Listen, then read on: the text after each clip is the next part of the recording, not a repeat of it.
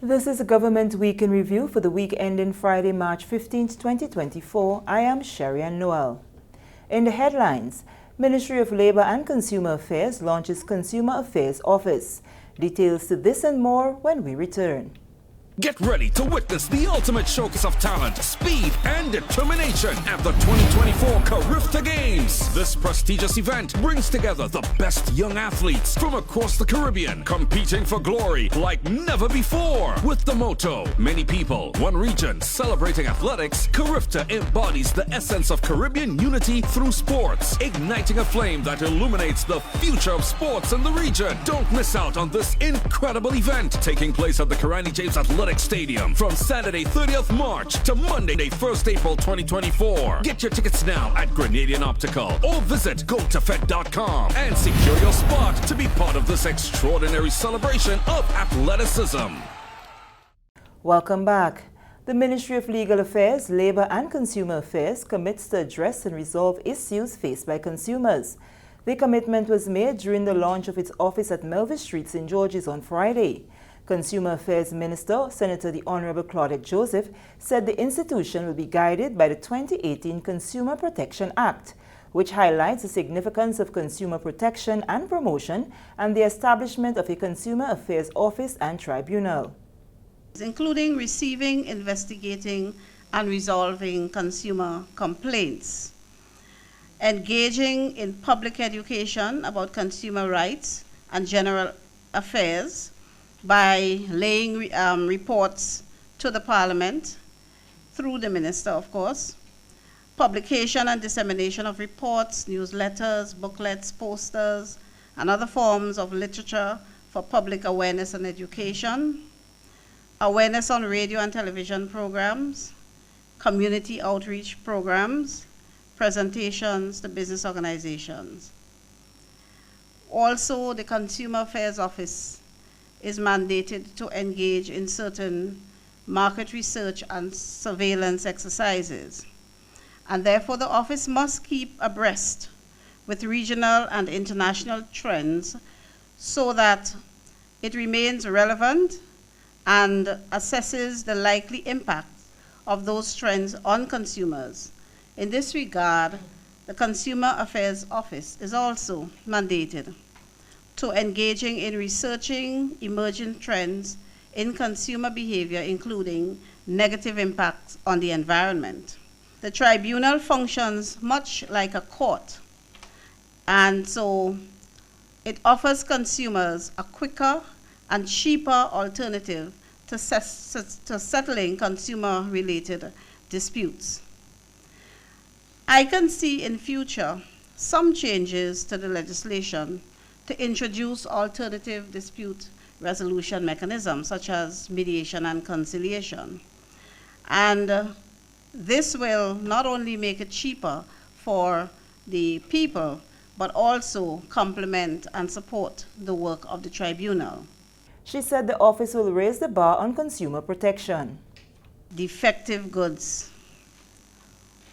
overpriced goods, goods that are harmful to our health and bodies, inefficient services sometimes, unfair trade practices. These are among the issues we all sometimes encounter as consumers. And up to today, with little or no avenue for redress. This is why today is a very special day for the government and people of Grenada. For in launching this Consumer Affairs Office, we have together achieved a historic milestone and turned a corner in how buyers and sellers of goods and services in Grenada interact with each other going forward. The launch was held on Friday, March 15th to commemorate World Consumer Affairs Day 2024. The boys from the Helen Telescope SAS and the girls from the St. David's Catholic Secondary School triumphed in the Republic Bank-sponsored 2024 Inter-Secondary Schools Athletic Championship in the Boys and Girls Division respectively. Both institutions emerged at the top following 3 days of competitive track and field events at the Kirani James Athletic Stadium. The win for SAS makes it their 21st in the boys division since the staging of the school games, while St. David's Catholic Secondary School recorded its 18th in the girls division. Coach at the St. Andrew Anglican Secondary School, Leon Calise, says hard work and dedication have paid off for his athletes in 2024. First of all, I must say thanks to the Almighty Father God for giving every athlete the health and the strength to be able to perform for those difficult 3 days. Right, 3 days of intercall is a very challenging thing. But nevertheless, we came out here with our strategy to make sure that we qualify for every single event, with 2 persons qualifying, for every event, getting into the Big 8 so that we can get maximum points going forward for the 3 days. Speak to us a bit about Josh M. Sylvester. He has been one of your star athletes over the past 3 days. Josh M. Sylvester is a very hard-working young man. He been to training every single day that there is training. He's there, he's present. Whether he is feeling well or not, he will still be present. So Josh M. Sylvester work hard and he deserves to be #1. I mean, as they say, as GBSS says that we are the GOAT. I mean, GOAT up in telescope. So GOAT only signifies one thing, GOATs are champions. So Joshim is definitely the GOAT of the Intercal Championship Games. One of the coaches at the St. David's Catholic Secondary School, Rion Radix, is elated with the 18th win for the girls, along with the excellent performance of the boys. He says the outcome is as a result of a well-balanced coaching program at the institution and by extension that of the St. David Trackblazers Club. It really is a testament to the hard work that we do in collaboration with the St. David Trackblazers to get our athletes at the level they are at now. In the past, the St. David's had strong long-distance runners. I was looking at the female category and I realized that you sort of are lacking there in 2024. What are the plans to get your athletes back in that groove of things? Well, we have, if you saw the athletes we had in the distance event, they were quite young. We had the sub-junior girls in the Open 3000. So we're trying to rebuild and get a new crop of athletes because those we had left. So it's a building process and we're in that process of getting back some distance athletes. And you also did very well in the field events. You actually got a record this evening as well. Yeah, Coach Paul Phillip, he doesn't believe in specializing. He's all over. So we train track, we train field, and that's been our strength. We have had a balanced team. So we're good on the track and we balance it off on the field. And I think to win any intercall so many times, as a small school, you need that balance. The Grenada Boys Secondary School had to settle for 2nd place in the boys division. Coach David Hood says it is a defeat they all have to accept and return to the drawing board. Things like this, it makes them learn. I mean, they're young boys, it teaches them resilience, it teaches them how to feel and deal with this type of trauma. And our school song says all, to win and be sporting is easy, to lose with a smile is hard. So now this is a lesson they have to learn. They have to learn to lose with poise and with grace, and go back to the drawing board and come back next year. A few records were broken, including in the senior girls javelin of a new distance of 44.49 meters, erasing the 2015 mark of 43.54 set by Candisha Scott. Serena Alexander of the St. David's Catholic Secondary School was the senior female responsible for setting the new record. It's a great feeling that to break a record. Looking forward to further distances. Your next major competition will be at Character. What's the mindset going forward? Mindset is to throw over 50 meters, break the record again, and get a medal. Another outstanding athlete was Egypt Regis Benjamin of the Anglican High School, who took the junior divisional champ title. I've been going through injuries, and my coach and my father, my parents and my supporters was there. And to be honest, going through my preparation for the intercall has been a hard one. It hasn't been easy, but thanks to God that I came out with the wins these 3 days. 3rd position in the boys division went to the St. David's Catholic Secondary School, 4th to the Presentation Brothers College, and 5th to McDonald's College. Annalisa Brung of the Boca Secondary School broke the 800-meter sub-junior girls record and also copped the sub-junior girls title in the girls category. Second position went to the Anglican High School, third to SAS, fourth Boca, and fifth St. Joseph's Convent, St. George's. Prime Minister and Minister for National Security, Honorable Deacon Mitchell, says government is seeking cabinet approval to take legislation before the Parliament this month to amend the Firearms Act that will offer a 90-day amnesty to people in possession of illegal firearms and ammunition. Once these are handed over during the amnesty period, owners will not face prosecution. The National Security Minister said during a press conference this week that the presence of firearms continues to pose a major threat with the escalation of violent behavior, especially among young men. To first offer an amnesty for a period of no more than 90 days to persons who may have in their possession or who may know of others who have in their possession illicit, illegal, or unlawful firearms and ammunition, to grant them the opportunity to turn in those firearms and the ammunition without being prosecuted. In order to do so, we need to amend the legislation. So we are taking necessary steps to get the policy approved, to have the legislation read and supported and passed in Parliament so that the amnesty can be granted. The National Security Minister said that at the end of the amnesty, the firearms legislation will be amended to significantly increase the penalties and upgrade security at the country's ports of entry. We are also going to have to significantly invest in safeguarding our ports of entry to detect the presence of firearms which have been imported into Grenada. We do not manufacture or make firearms in Grenada. And I've been quoted repeatedly as saying that these firearms are imported from outside of Grenada and primarily from the United States of America. Not just in Grenada, but throughout the Caribbean and Latin and South and Central America. And so we have to do what we can, given that we're an island nation, given the porosity of our borders and the fact that we have several beaches, bays, and so on that people can access, to make sure that we can better patrol, protect, and reduce the risk of firearms entering.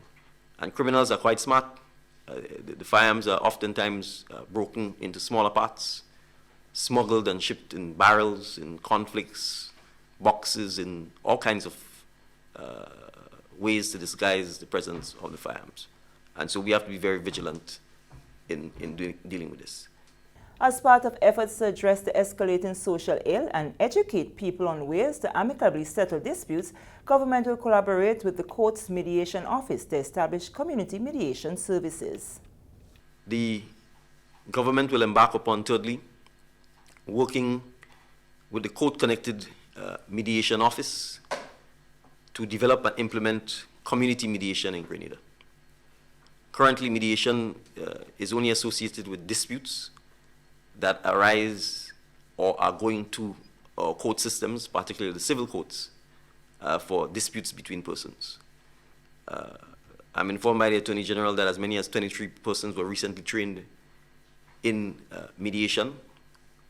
We therefore intend to work with the mediation office to develop a program that would allow us to place those mediators in our communities and to develop a system that would allow our community centers to function as mediation offices, that would allow neighbors, families, and whole villages and communities, if necessary, who may have conflicts, disagreements, or other issues, to be able to come in a safe and confidential environment, to sit with a trained mediator, to see how they can find ways amongst and between themselves to develop solutions to whatever challenges they may face.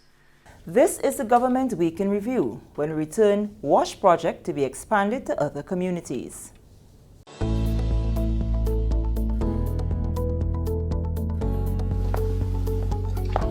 Angie, don't you know that you should not fly kites near electrical poles and wires? You should only fly it in open areas. If the kite gets stuck, it can cause power outages throughout the village. Then I'll just pull it down, Johnny. Simple. No. You shouldn't do that. You can get shocked. You should call GRENLEC at 237 and they will come and help. Alright. GRENLEC, energizing our Grenada. Welcome back. The Water Sanitation and Hygiene Program, also known as WASH, will soon be implemented in communities in St. Andrew and the St. George South area. More details in this Abigail McIntyre report.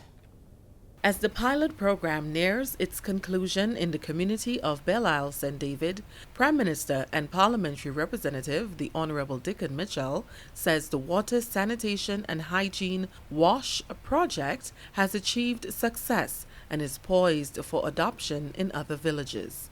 Conducting a comprehensive walkthrough of Belle Isle on Thursday, Prime Minister Mitchell showcased the tangible impact of the WASH program on the ground. Accompanying Prime Minister Mitchell on the visit were Honorable Andy Williams, Honorable David Andrew, Honorable Lennox Andrews, Senator the Honorable Tessa Sincere, project volunteers, contractors, and prospective investors. WASH stands as a flagship initiative of the Prime Minister, aligning with his vision for a more prosperous Grenada, where all citizens reap the benefits of national development.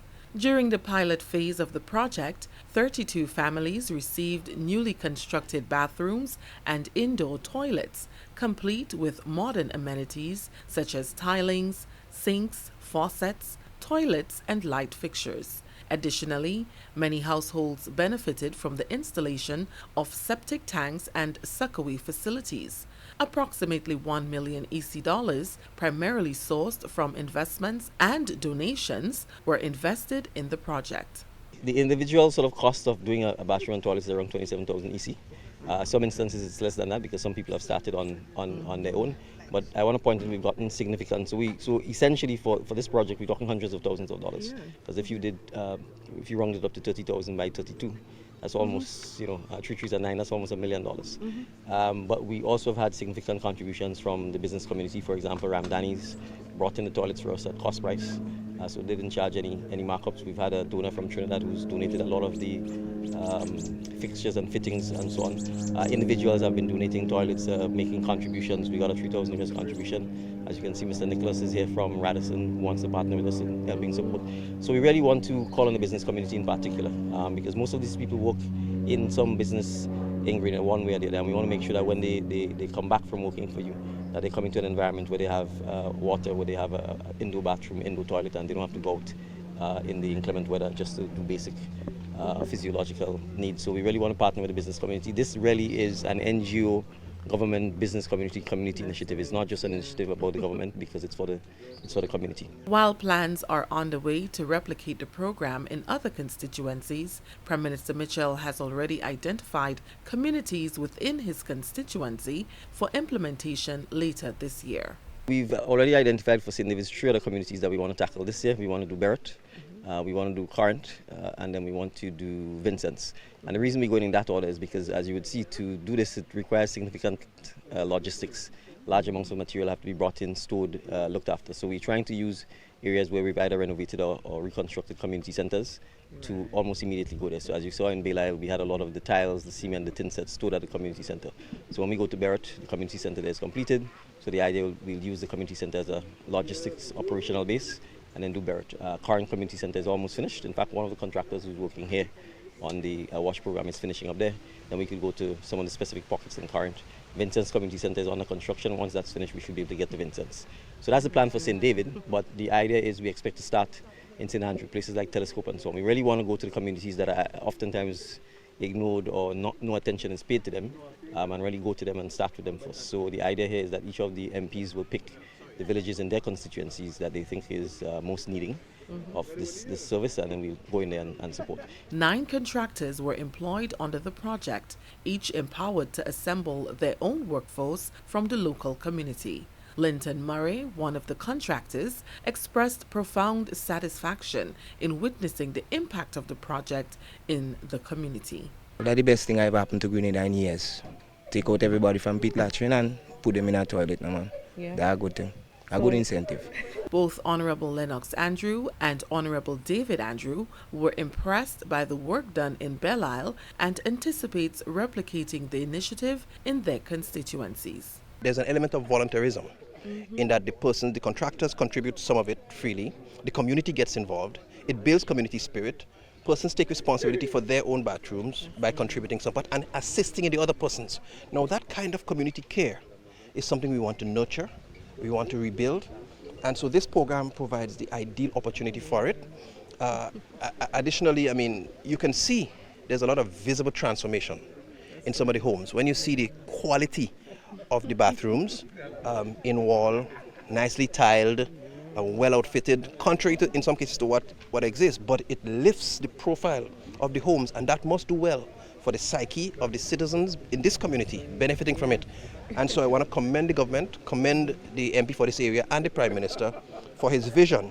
Having explained the concept under this WASH program, I think it's something that can be easily replicated in other communities, in other constituencies, because we do have very much similar situations in certain aspects and certain parts of the community of the constituency of Southwest. For the Government Information Service, I am Abigail McIntyre. Thank you, Abigail. Government announces plans to expand its seasonal labor programs to other areas to encourage growth in skills and the economy.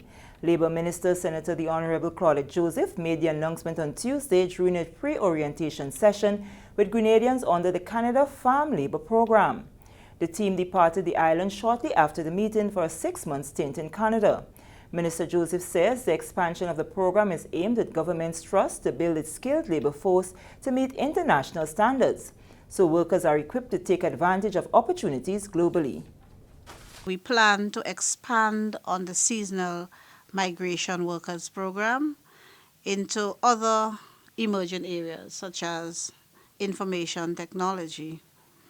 And we are committed to ensuring that our citizens are well equipped to take advantage of the opportunities that exist beyond our shores. So as a result, our workers must meet internationally recognized certification standards. We are encouraging our citizens to grasp opportunities for personal development, further education, and growth as they arise, so that when the avenues are opened by the efforts of government, you will be poised and ready to take advantage of them. Following the recent meeting between Grenada and Canada, several adjustments and improvements were made to the benefits of the program, including increase in wages, improved laundry, accommodation, and transport services. We negotiated a number of things that will be to your benefit. We negotiated improved wages, working conditions, fringe benefits for all of you, our workers in the program. And this was done at the annual review meeting that was held in Port of Spain in December 2023. And coming out of this meeting, what we have now is that farm workers, you, will be your wages will be adjusted to reflect changes in the minimum wage in Canada. So you'll get an improvement in your wages that will reflect the changes to the wages in Canada. A recognition payment of Canadian $4.22 per week, up to a maximum of $135, that's Canadian, will now be paid to workers completing 5 or more consecutive years with the same employer, right? She emphasized the importance of their participation in the program and reminded them of their roles as ambassadors for the country for the next 6 months. Be mindful that you carry the hopes and dreams, not just of yourselves, but of your families. I know many of you would have children, you would have wives, you would have mothers and siblings and so who would rely on you for support. So this is not just your dream, this is also the dreams of your family, and as a matter of fact, when you go off, you carry the nation on your shoulders. It has provided employment and enabled many of our young men to acquire farming skills and techniques which they can use, which you can use on your return to Grenada. And I hope the experience would have encouraged many of you to actually become farmers in the period when you are not engaged in the program. Labour Commissioner Mrs. Sparkle Grenade Courtney, Permanent Secretary Linwell Perrott, and Deputy Labour Commissioner Mrs. Connie McQuilkin were all present at the session. The Tia Marischal Community College has received a cutting-edge farm bot that promises to reignite interest in agriculture among students. It was donated by Mr. Corey F. Zufelt, founder of Digicells Growth Inc. FarmBot is well suited to growing a polycrop of common garden veggies at the same time. FarmBot can assist with planting, watering, and monitoring crops coding-free. David Ambrose, Dean of the School of Arts, Science, and Professional Studies, said the General Agriculture Program by the Maryborough campus has had a steady decline in the number of enrolled students. He believes the FarmBot will boost the interest of students being familiar with the benefits of the FarmBot. We have to stop looking at agriculture as solely backyard farming or gardening. Farming is only one aspect of agriculture. Agriculture in the 21st century has moved from the fork, the hoe, and the cutlass to a high-tech exercise that involves digital technology. Regrettably, in Grenada, we have not seen much use of technology in the industry. It may be exciting to drive a tractor or operate an excavator, but is that enough to attract young people to this vital industry? Grenada needs new blood, and in this field, and perhaps the way to bring in younger minds is to incorporate digital technology in agriculture. Agriculture of today involves the use of robotics, drones, satellites, mobile devices, and of course, software. This FarmBot will go a long way in helping the Tia Marischal Community College to bring its general agriculture program one step closer to smart farming. Smart farming can help our farm increase crop yields and reduce production costs. Maybe we can even jump into connected farming and digital farming at some point in the future. Director of the Maryborough campus, Samuel Andrew, thanked Mr. Corey Zufelt for the donation. The potential for agriculture is great. There is money in it. You just don't know. As the Dean pointed out, the fact that you believe that agriculture is about hard work and backbreaking work, this has to be corrected. This has to be challenged. I want to assure Mr. Zufelt that we are going to use this thing to the maximum. Okay? There are a number of ways in which we are going to use it. Every year, schools come to visit our campus, and it's a good showpiece to show the possibilities of what could happen if we apply robotics and technology with agriculture to increase food production. Also, our students themselves will benefit tremendously as we show them what could be achieved if we fuse different technologies with food production. Maryborough campus is very grateful, and I cannot reiterate enough how much we are going to put this into practice. Grenadian-Canadian entrepreneur Corey F. Zufelt shared words of inspiration to the students during the presentation ceremony. Growth only happens when you operate outside of your comfort zone, and that only happens to people who are not afraid to fail. Success does not exist without failure, so embrace it and just know that it's part of the process. Here are some highlights of FarmBot operations. FarmBot is humanity's open source CNC farming machine that automatically grows food for you right in your backyard, keeping you in complete control. FarmBot precisely sows seeds in any pattern you want and then waters each plant based on its type, age, soil conditions, and more.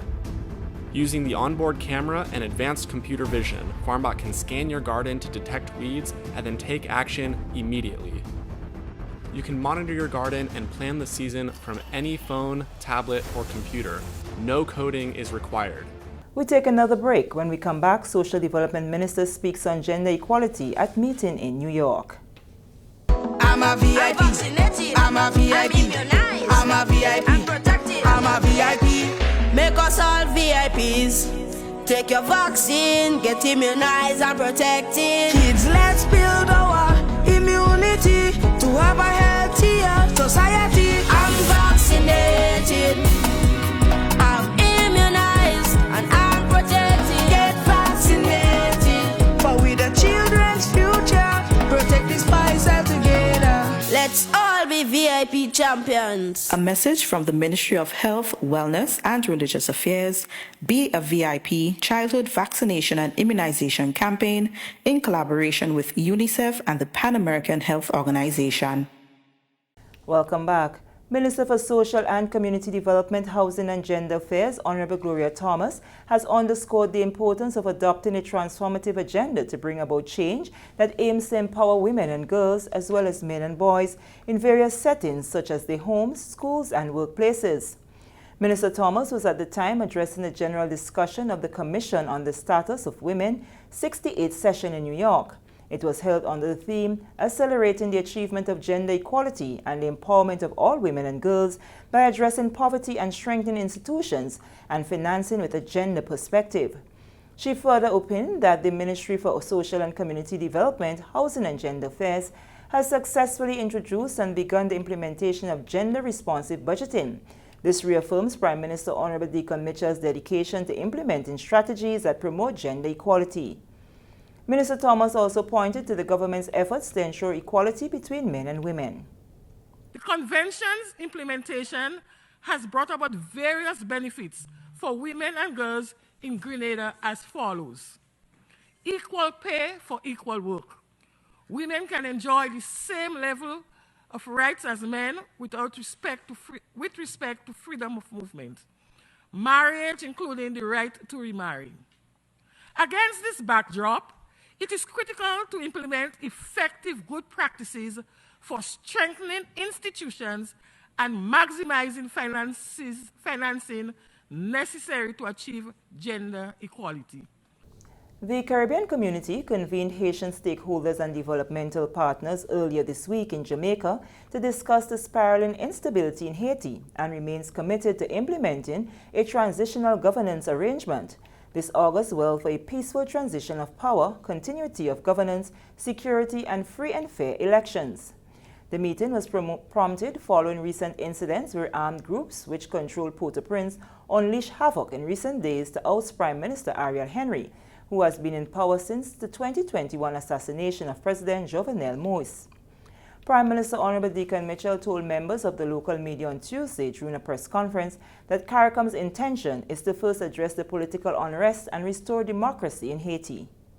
Try and find a pathway to transition towards the holding of elections and the restoration of democratic governance in Haiti. So the conversation was to a large extent about this. We've spent, in particular, since the CARICOM meeting in Guyana, almost every day of the week, sometimes on calls all the way to 2, 3 a.m. in the morning, dealing with the Haiti issue, keeping it alive, keeping it at the international forefront, getting our partners, the Canadians, the Americans, the French, the UK, in particular our colleagues in Kenya and Benin, Mexico, to really come on board to try and support the initiative, to first find a political strategy to transitioning towards elections, because CARICOM is quite clear that in the absence of a Haitian-led, Haitian homegrown political strategy to addressing the issues in Haiti, no amount of intervention from external forces, no amount of security forces will solve the issues